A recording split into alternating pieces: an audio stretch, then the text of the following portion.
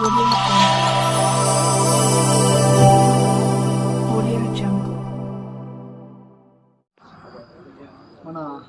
Palamaner constituency ప్రజలందరికీ నా శుభాభివందనాలు, పాదాభివందనాలు. మీ నల్లగుట్లపల్లి శివశంకర్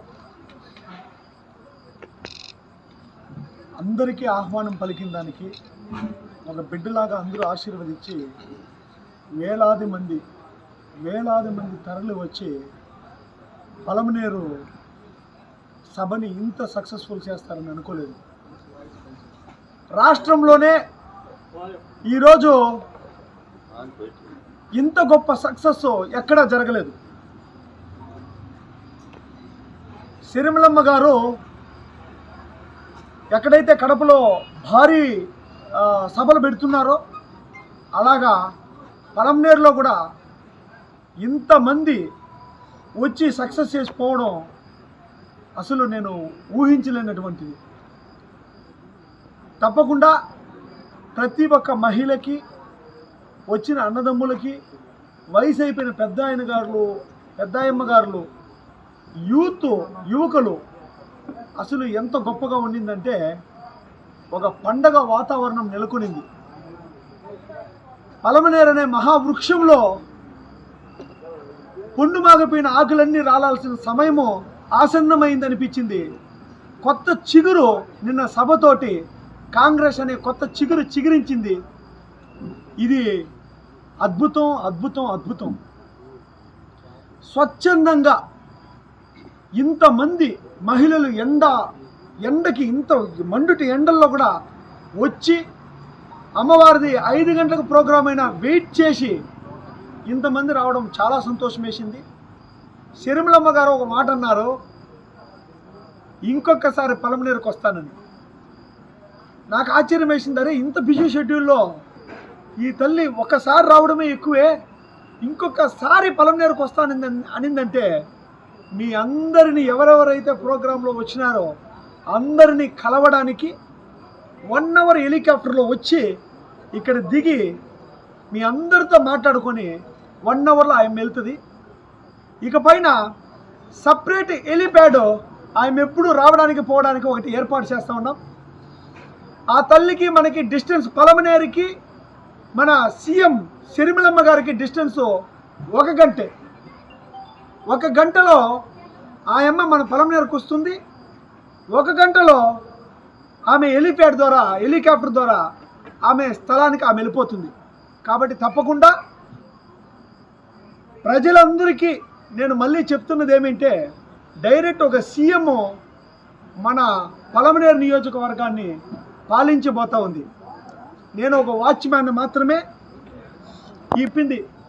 మీరు నమ్మండి, శివశంకర్ని జీవితాంతకాలం మీకు సేవ చేసుకుంటాడో, మోసం చేసే గుణం లేదునని ఆయమ్మ నమ్మి ఈరోజు ఈ స్థానంలో నిలబెట్టడానికి నా జీవితాంతకాలం మీ అందరికీ సేవ చేసుకుంటాను. పలమనేరులో చంద్రబాబు నాయుడు గారికి కూడా ఆ స్థలం దక్కలేదు, ఏదో ఒక సొందులో పెట్టాల్సిన పరిస్థితి వచ్చింది.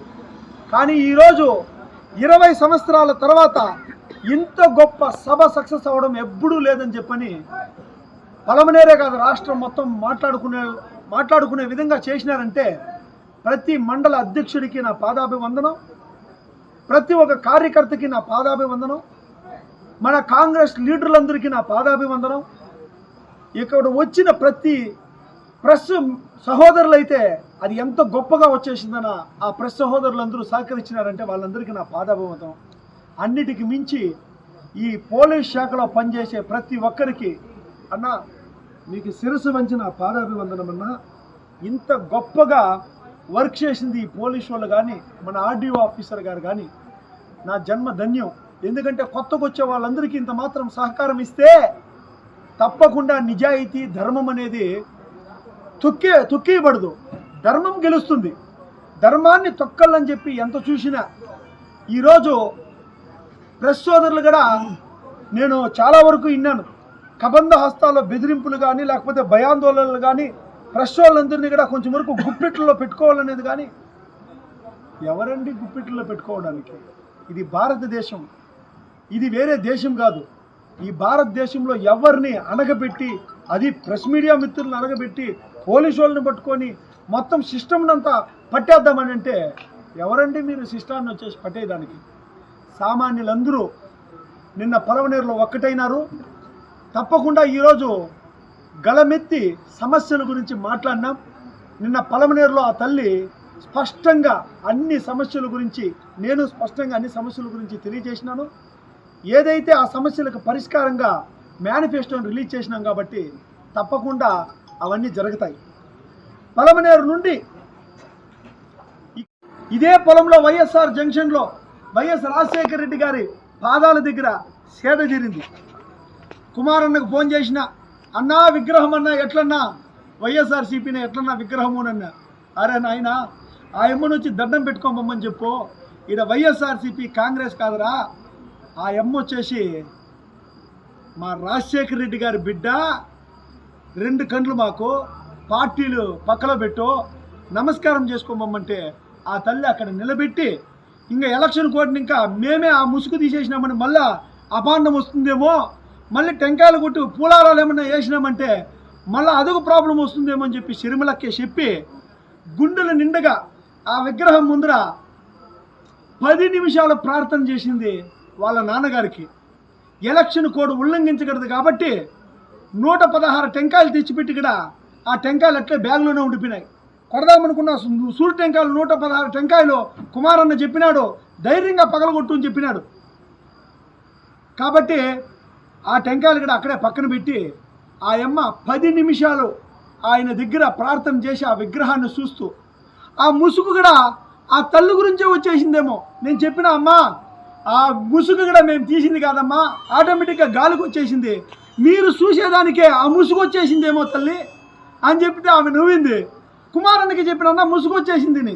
లాస్ట్కి కుమారన్నకు నోటీసులు పోయినాయి, ముసుగు వచ్చేసింది, నీ జవాబుదారి, నువ్వేమన్నా చేసి ముసుగు నువ్వే వేసుకోవాలని. ఇదేం గండమరా అని చెప్పి కుమారన్న మళ్ళీ కట్లంతా కట్టి మళ్ళీ ముసుగు ఆయన తీసుకునే విగ్రహానికి ఆయనే ముసుగేసుకోవాల్సిన పరిస్థితి వచ్చింది. ఇంకా ఎన్ని రోజులండి ముసుగులు వేసుకునేది? ముసుగుల కాలం పోయింది. భగవంతుడు అనేవాడు ఎన్ని ముసుగులు వేసినా ఆటోమేటిక్గా వచ్చేసి ఆ ముసుగు తెర